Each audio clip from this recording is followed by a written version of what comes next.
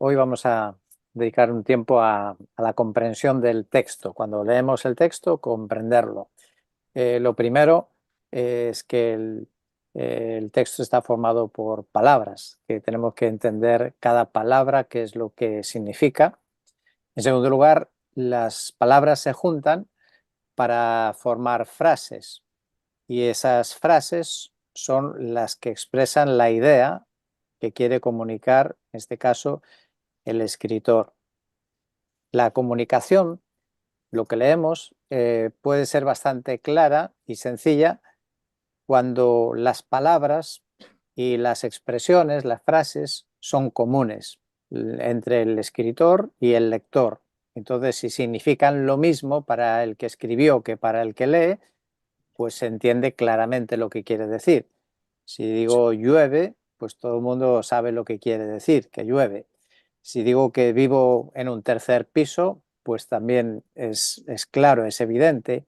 O si digo la mesa del jefe es la que está junto a la ventana, pues tampoco ofrece dudas. Sin embargo, sí que hay otras situaciones en las que ya no es tan sencillo ni es tan fácil entender la idea que nos quiere comunicar esa frase o esos versículos, en este caso que hemos leído. Bueno, a modo de introducción, quiero poner luego algunos ejemplos, pero si queréis proponer algunas respuestas a esa pregunta que tengo ahí puesta, ¿qué dificultades podemos tener para leer un escrito? Puede ser un libro cualquiera o en particular la Biblia, que es el libro que nosotros queremos estudiar, ¿verdad? ¿Qué dificultades crees que puede haber para entender lo que nos dice el texto? ¿Alguien quiere sugerir? El idioma. El idioma, por ejemplo. Ujú.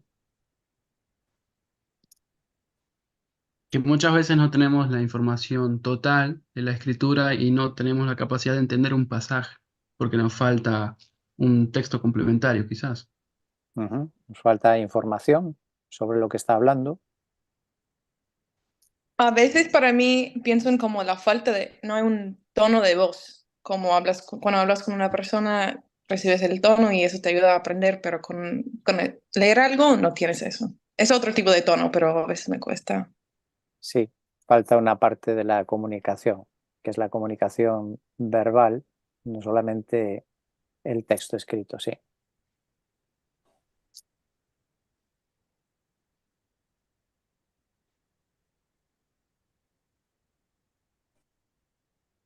Me está diciendo... Ah, vale, ya están contestando en el chat. Ok. Bueno, ¿queréis sugerir algo más o no? No. Bueno, pues la primera dificultad puede ser el significado de las propias palabras, que una misma palabra puede significar varias cosas. Si yo digo pegar, puede entenderse que se refiere a golpear o a adherir, a pegar dos cosas una con otra, ¿no? Pero la palabra es la misma, con lo cual tendremos que recurrir muchas veces al contexto para discernir cuál es el sentido de esa palabra. Otro problema es la traducción. Y cuando traducimos de un idioma a otro, pues también es difícil a veces transmitir exactamente la idea exacta. A veces no hay la palabra exacta para hacer la traducción. Ahí tenéis un ejemplo. El ejemplo se trata de, a todo eso que tenéis en la pantalla, supongo que todos le llamáis mermelada, ¿no? Eso es mermelada, todo. Mermelada de naranja o mermelada de fresa. A todo eso en español le llamamos mermelada. Sin embargo, en el inglés, en la palabra genérica sería la que tenéis en el bote de la derecha, que es jam, pero cuando se trata específicamente de un cítrico, y generalmente suele ser el de naranja, y especialmente el de naranja amarga, pues se usa otra palabra que es marmalade, que es la que es parecida a mermelada. Quiero decir con eso que a la hora de traducir, pues un inglés si tradujera al castellano, tanto el dulce de naranja amarga como el de fresa traduciría mermelada igualmente. Y el español, pues no sabría si resulta que se trataba de mermelada de naranja, pues no sabría específicamente qué era esa, sino genérico, una mermelada. Mientras que al revés, si digo marmalade, un inglés sí sabe que me refiero al dulce de naranja y no a otro tipo de mermelada. Bueno, es un ejemplo de cómo en las traducciones se pierde o se puede ganar o perder, porque muchas veces no existe esa palabra exacta para traducir. Y hablando de traducción, pues con la Biblia tenemos otra dificultad más, que es un idioma antiguo. Son idiomas antiguos que no existen en la actualidad, tanto el griego como el hebreo, y a esas pequeñas porciones que hay también en arameo. Ahora, ante estas dificultades de traducción, pues, ¿qué podemos hacer? ¿Qué remedios, qué recursos tenemos? Bueno, pues hemos estado hablando de eso la semana pasada, ¿no? ¿Qué es lo que podemos hacer entonces para captar lo mejor posible cuál sería la idea que se está comunicando en el pasaje? Bueno, pues lo que ya hemos venido recomendando, que es el leer varias traducciones. Entonces, a lo mejor se pueden complementar unas con otras y darnos el sentido más completo de lo que quiere decir. Y luego aquellas otras que mencionamos, como son el diccionario expositivo y el comentario bíblico. Hay otro problema más, otra dificultad más. Cuando leemos algo, las palabras también cambian su significado con el tiempo. Aún dentro del mismo idioma, en este caso somos españoles, estamos hablando aquí en España y hablamos de la Biblia en español, pero las mismas palabras que aparecen en español hoy, dentro de unos años, pues puede ser que signifiquen una cosa diferente. O dicho de otra manera, palabras que hace años tenían un significado, en la actualidad significan algo diferente. Ahí tenéis un ejemplo, la palabra pendón, que aparece en nuestro himnario evangélico, en el himno número 13, que dice: cual pendón hermoso despleguemos hoy. Pues esa palabra originalmente tenía el significado claro de referirse a una bandera, ¿no? Pero hoy en día lo que todo el mundo le viene a la mente si hablas de un pendón, pues ya sabéis lo que significa, ¿no? Una vida sexual desordenada o una persona descarada. Y lo mismo ocurre con la palabra caridad, que en las Biblias antiguas de español ponían caridad y en las actuales traducen amor. Volveremos a ese tema luego más adelante. En el caso de la Biblia hay una manera de solucionar este problema del posible significado de nuestro idioma castellano que pudiera quedar desfasado, que sería volver al original, volver a coger el griego o el hebreo y ver cuál es la palabra allí y qué es lo que significa esa palabra en la actualidad. Y si no, pues recurrir a las herramientas que ya hemos mencionado.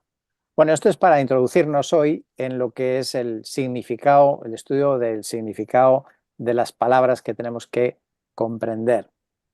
El objetivo básico, cuando leemos, interpretamos la Biblia, es descubrir qué es lo que dijo el autor, qué es lo que quería decir con esas palabras que nosotros estamos leyendo. A modo de ejemplo, que veáis qué importante es entender y ver bien lo que leemos, se cuenta que el general Perón, ahí en Argentina, hay argentinos aquí, pues en el tiempo cuando las comunicaciones no había teléfonos móviles como hoy, sino que se usaba el telegrama, y su mujer se dice que estaba de visita aquí en España, pues Perón le envió a su mujer, que se llamaba Eva, le envió un telegrama y el telegrama decía estas 4 palabras: evita besos y abrazos. Claro, ¿qué es lo que quería decir? Le está diciendo a su mujer que evite los besos y abrazos. Bueno, y ahí puse abrazos, es abrazos, que está diciendo que los evite, o le está diciendo en tono cariñoso a su mujer: evita besos y abrazos. Como veis, una frase en castellano que puede ofrecer, que en su día, pues por lo menos circuló como una nota de humor que ofrecía esa duda o ese doble sentido de la expresión. Ahora, dejando los ejemplos de nuestro mundo, vayamos a un ejemplo bíblico. En Apocalipsis capítulo 1, versículo 10, Juan dice que estaba en la isla de Patmos en el día del Señor. Ahora, la pregunta es: ¿qué es el día del Señor? ¿De qué está hablando Apocalipsis? ¿Qué dice Juan que era el día del Señor? porque hay dos posibilidades. Una es que se refiera al día domingo, como el día del Señor, o podría ser lo que se llama en la Biblia el día escatológico, es decir, el día de los tiempos del fin.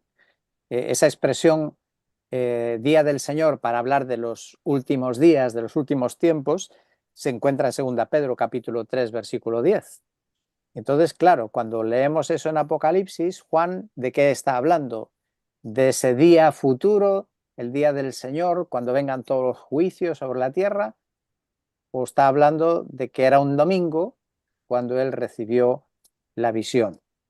Y bueno, pues la respuesta probablemente no es fácil y las hay variadas, ¿no? En un sentido o en otro.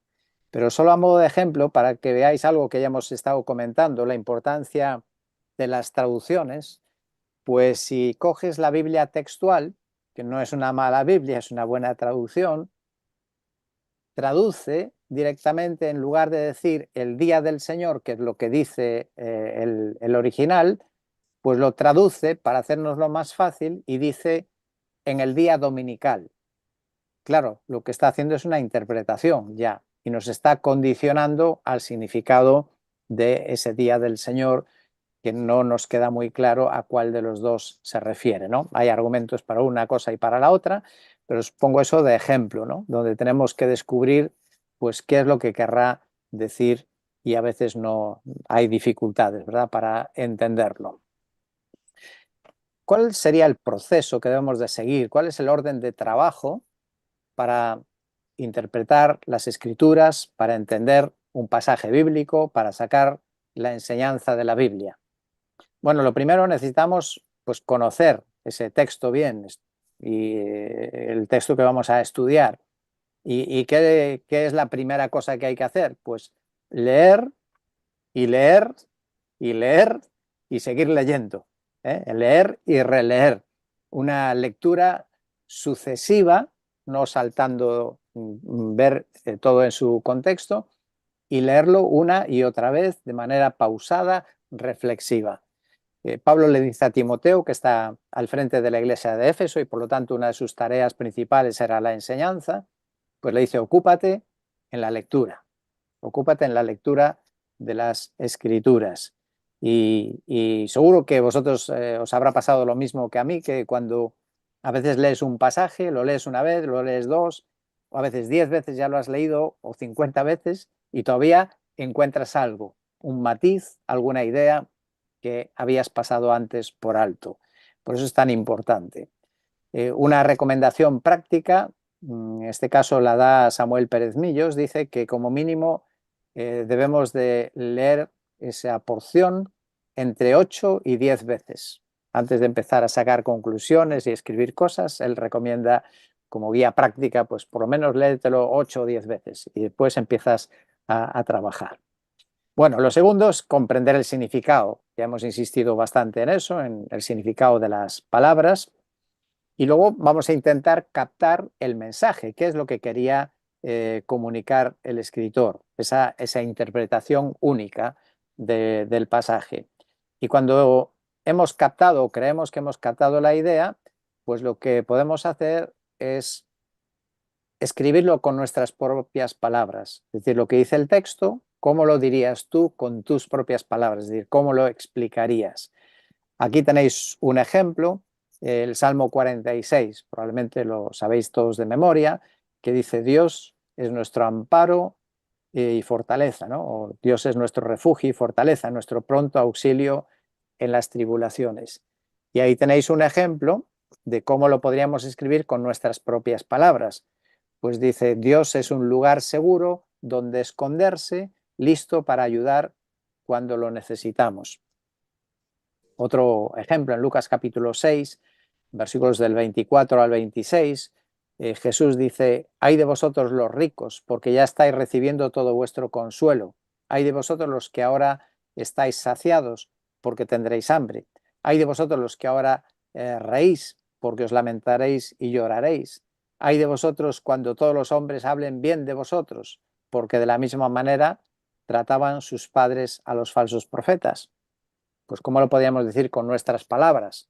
Pues una propuesta es la siguiente: malas noticias para vosotros que confiáis en vuestra riqueza, en vuestras satisfacciones, en vuestra felicidad y en vuestra buena reputación. Un día os despertaréis y todo habrá desaparecido. Bueno, pues son ejemplos donde podemos intentar trasladar a nuestra manera de hablar lo que está enseñando el texto, haciendo pues eso, como a veces un resumen de la idea principal del mensaje que comunica y luego pues a veces tendremos que ampliarlo para poder explicar lo que estamos entendiendo en el pasaje. En cuarto lugar, pues discernir cuál es la enseñanza que puede haber que no está a simple vista. Digamos, lo que se llaman los complementos al texto. El texto dice algo, pero aunque no lo diga explícitamente, implícitamente dice algo más. Hay enseñanzas que se pueden deducir, que se pueden encontrar en el texto, aunque no lo dice directamente. Es decir, llegar a conclusiones ampliadas, razonadas, lógicamente basadas en el texto, con las ideas que podemos encontrar en ese texto. Por ejemplo, ahí tenéis Marcos 12, versículo 26 al 27, donde el Señor dice que en cuanto a los muertos que resucitan, a que los muertos resucitan, ¿no habéis leído en el libro de Moisés, en el pasaje sobre la zarza ardiendo, cómo Dios le habló diciendo: yo soy el Dios de Abraham y el Dios de Isaac y el Dios de Jacob? Él no es Dios de muertos, sino de vivos. Vosotros estáis muy equivocados. Bueno, ese versículo contiene una cita de Éxodo, por eso está con mayúsculas, en este caso tomado de la Biblia de las Américas, que al ser una cita literal, pues la destaca con mayúsculas. Y ahí dice: yo soy el Dios de Abraham, etcétera, etcétera, ¿no? Es una frase de Éxodo capítulo 6. Y Jesús mismo, en este caso, está tomando esa frase y sacando una enseñanza que no lo dice literalmente el texto, pero se deduce, lo está indirectamente enseñando. ¿Cuál es esa enseñanza aquí complementaria que Jesús encontró en esa frase de que Dios no es el Dios de Abraham, el Dios de Isaac y el Dios de Jacob? ¿Qué enseñanza implícita Jesús encontró allí? Pues que aquellos que están fallecidos viven, no están realmente muertos, desaparecidos, sino que aunque han fallecido, viven. Por eso dice que Dios no es Dios de muertos, sino de vivos. Por lo tanto, Abraham, Isaac y Jacob, que estaban muertos, están vivos. Aunque humanamente parece una contradicción, pero estoy seguro que lo entendéis perfectamente. Y Jesús precisamente hace ese uso de este texto para rebatir a los saduceos. Los saduceos eran los que no creían en la resurrección de los muertos. Los saduceos eran los que de toda la Biblia del Antiguo Testamento solo aceptaban como palabra de Dios el Pentateuco. Y por eso Jesús usa esta cita de Éxodo, porque podría usar otras citas donde más claramente se hable de que los muertos no han desaparecido, sino que siguen existiendo, pero usa este texto para utilizar lo que ellos reconocían como palabra de Dios y demostrar con esa frase de que los muertos no desaparecen, ¿no? Sino que siguen viviendo. Bueno, después de que hemos comprendido el texto, hemos incluso descubierto tal vez alguna enseñanza que a primera vista no está ahí, pero sí que es una deducción razonada y bíblica. El quinto paso es la aplicación. El propósito de estudiar la Biblia no es solo tener mucho conocimiento de la Biblia, tener mucha información, sino que esa Biblia, esa palabra, pueda afectar a mi vida, pueda influir positivamente en mi vida o en la vida de otras personas. Y yo diría que sin aplicación no hay mensaje. Si alguien sube al púlpito y explica mucho un texto bíblico, pero no hace ninguna aplicación, no ha habido ningún mensaje. Pues sí, habrá una exposición del texto, pero no ha habido propiamente un mensaje. Y la aplicación, ya hemos dicho que hay una sola interpretación, pero puede haber varias aplicaciones, pero ojo que cualquier aplicación que saquemos tiene que poder sustentarse con el texto, no con meras imaginaciones. Y luego un punto importante es tratar de discernir de eso que leemos, sobre todo en los pasajes históricos, qué es enseñanza para nosotros y qué es simplemente cosas de otro tiempo, ¿no? De otras circunstancias.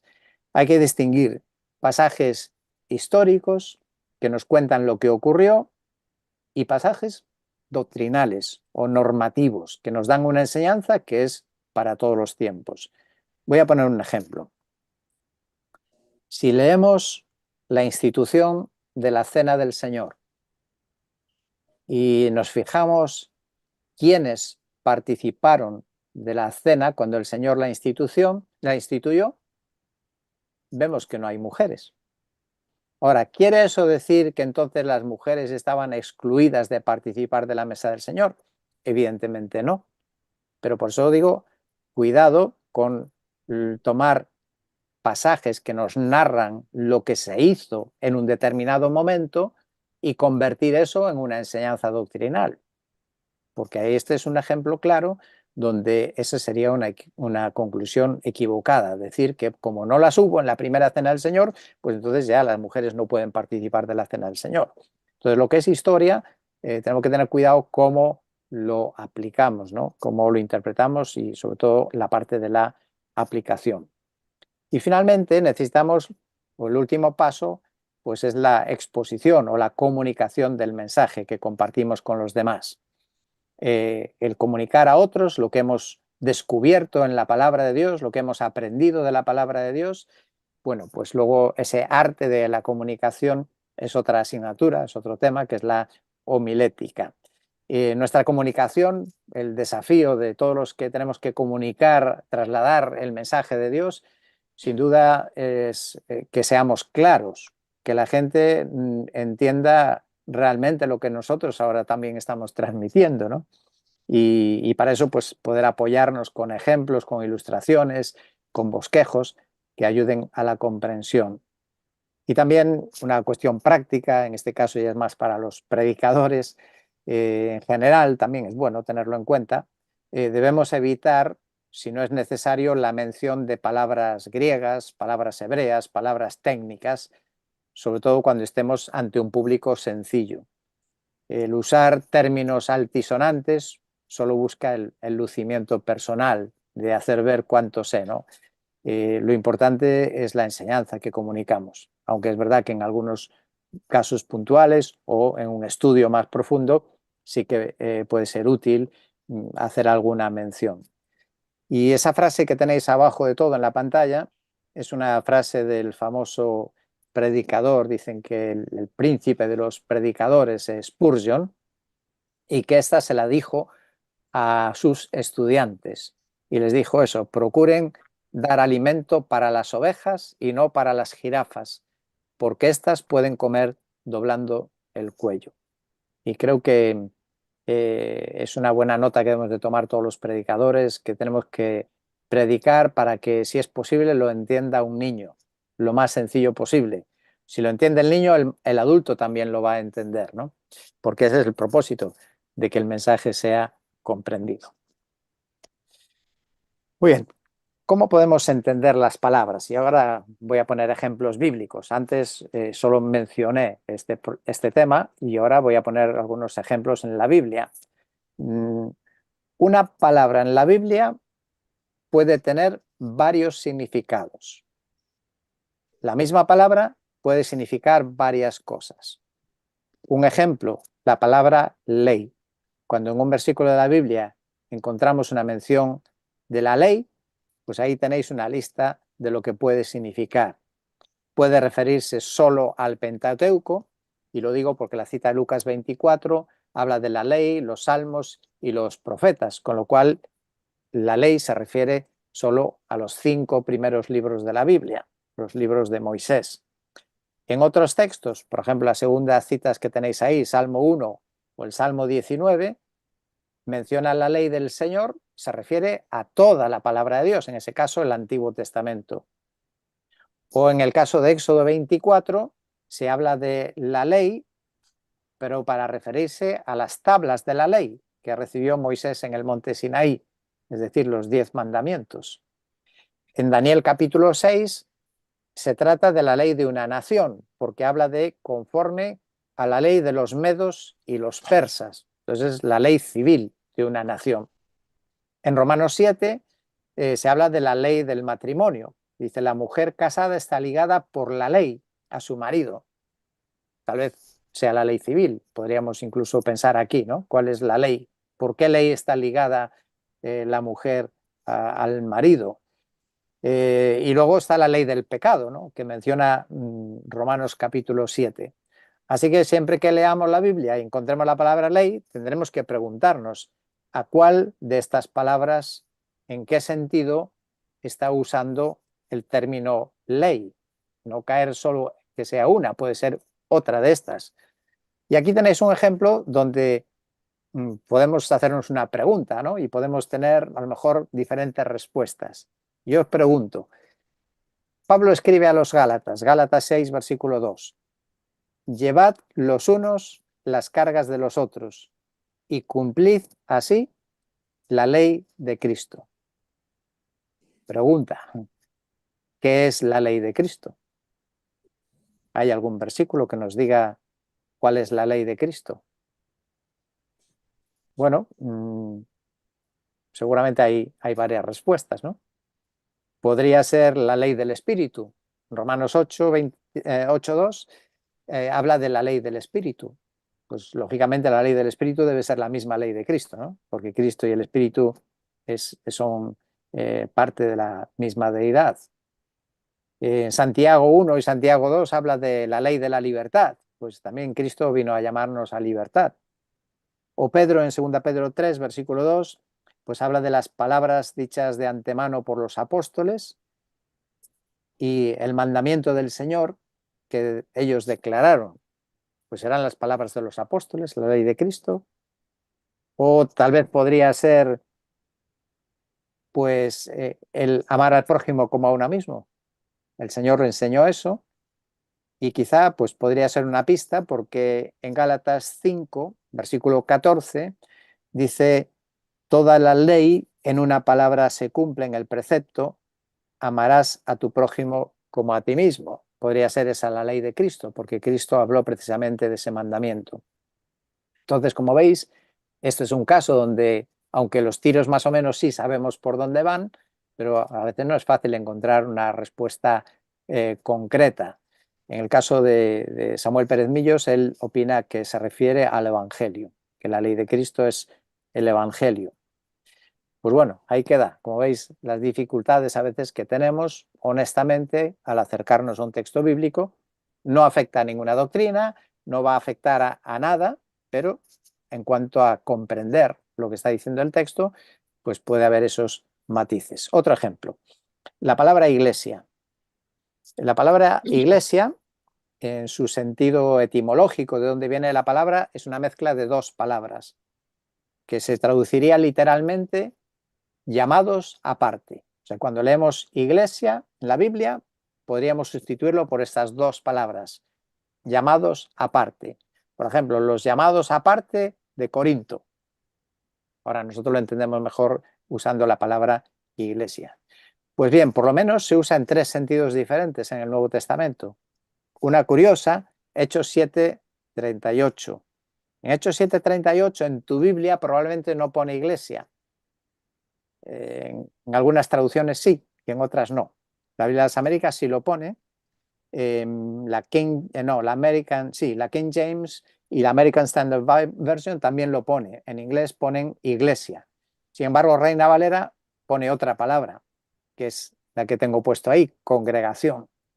Pero Hechos 7:38 dice, este es el que estaba en la congregación en el desierto junto con el ángel que le hablaba en el monte Sinaí.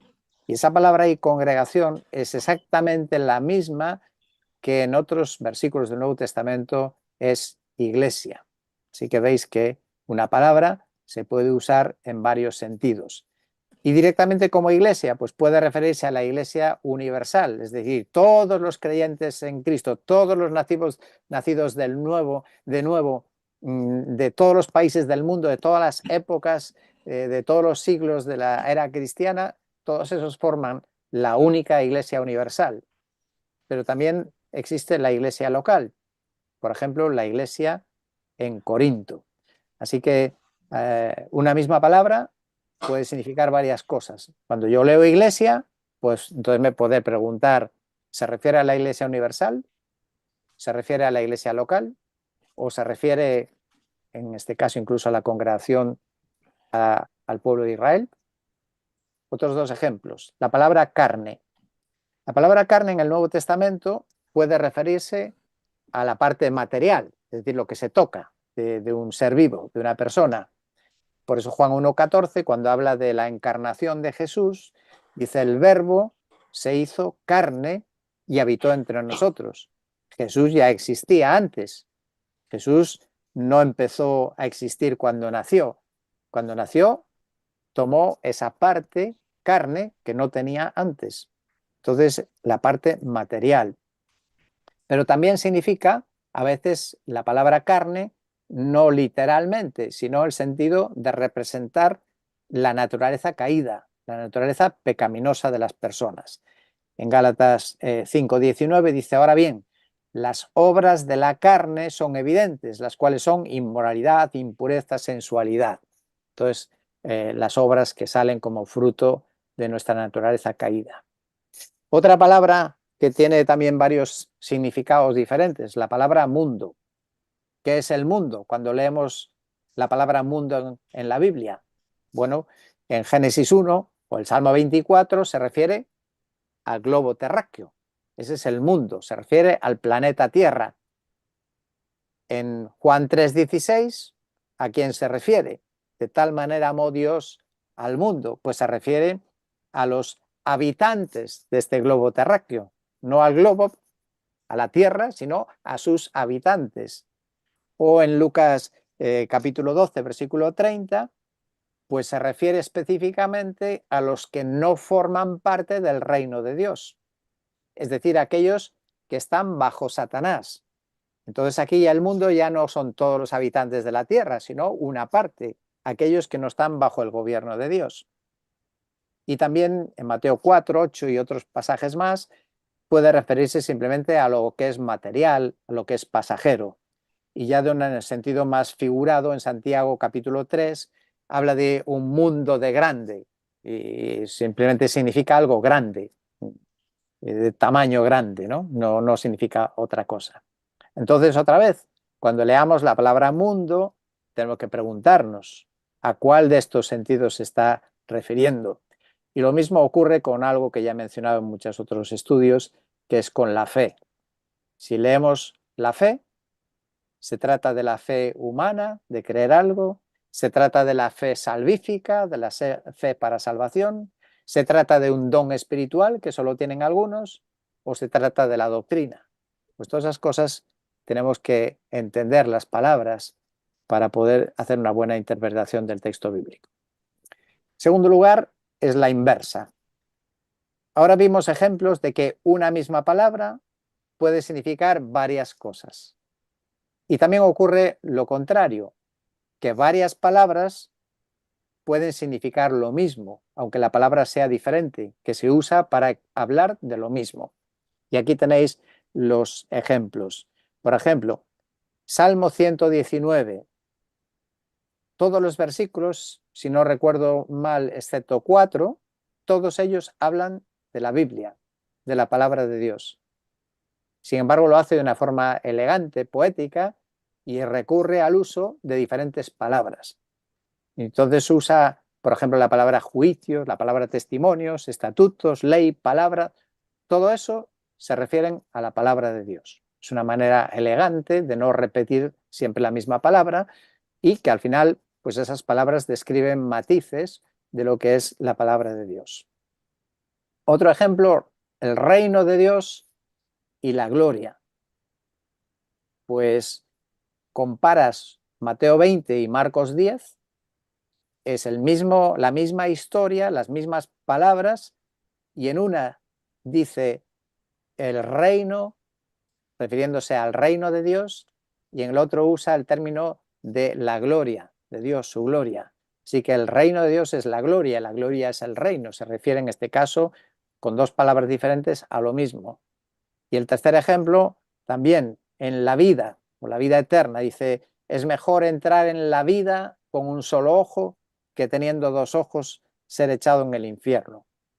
Y en el caso de Marcos dice lo mismo, si tu ojo es ocasión de pecar, sácatelo.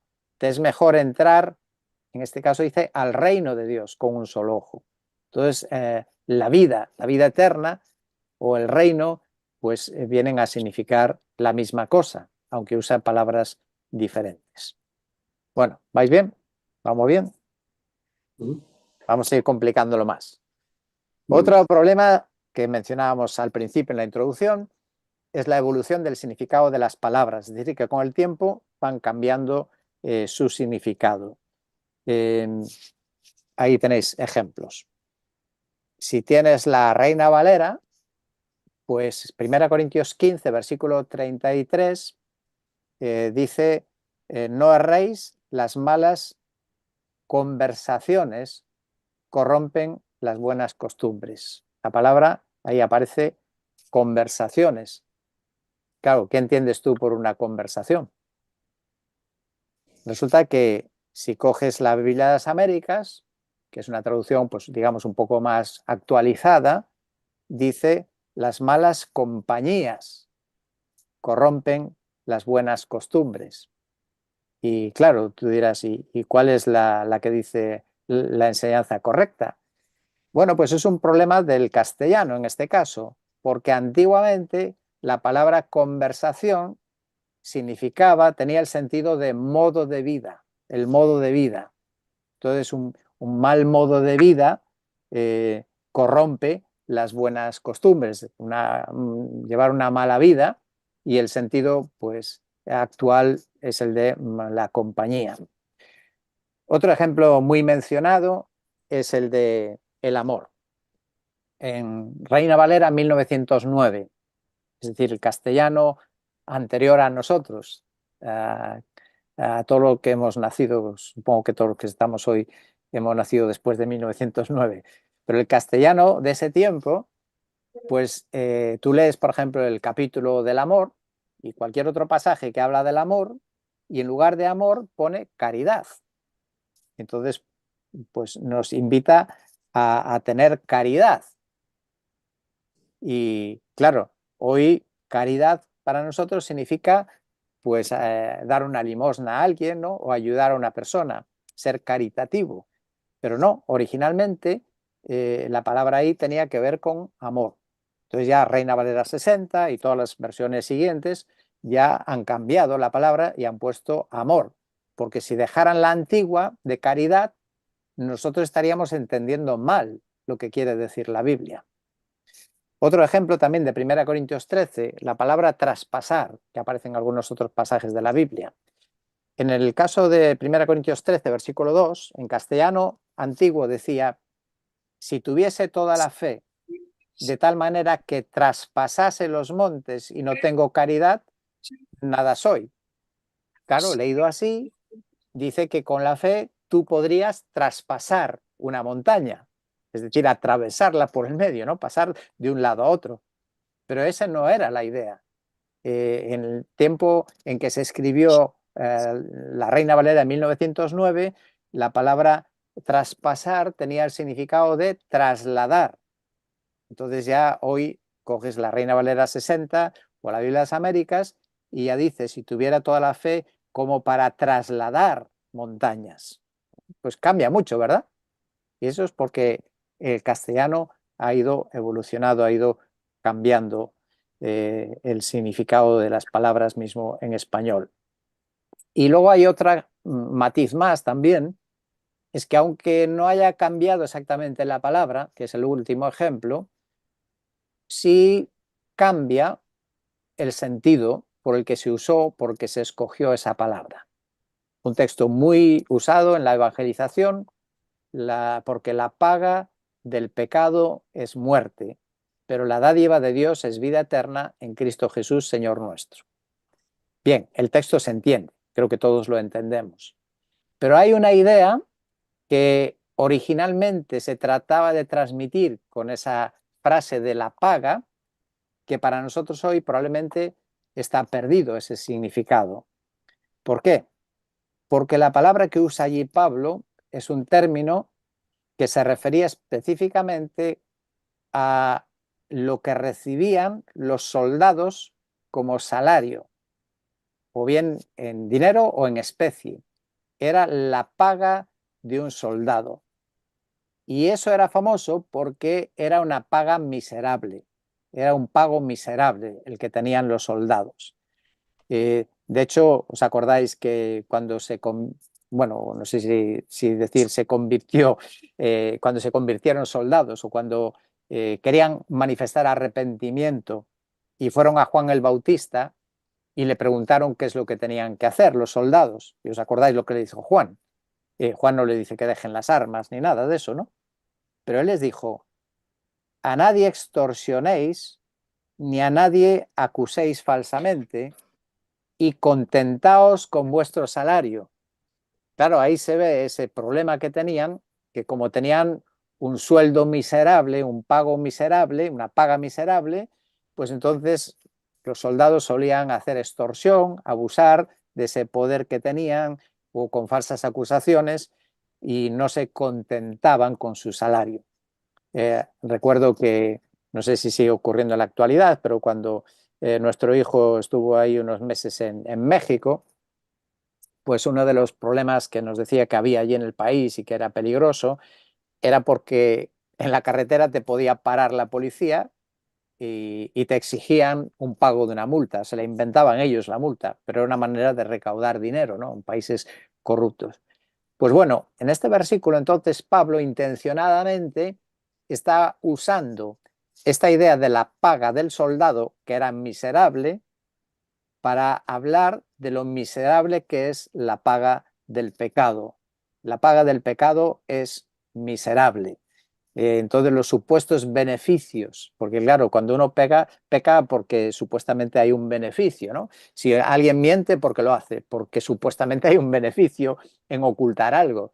Entonces eso es una paga miserable. Esa es la idea que se pierde, ¿no? Esa riqueza, pues con el paso del tiempo y el significado de las palabras. Otra cosa más, número 5. El número 4, el concepto bíblico también de las palabras. Hay palabras que las entendemos en castellano, pero ¿significa eso exactamente en la Biblia? La palabra justo. La Biblia habla de los justos. Dice que el justo por la fe vivirá. Y claro, la palabra justo para nosotros transmite exactamente la idea de justo en la Biblia. Pues no, no. La Biblia claramente dice que no hay justo ni aun uno.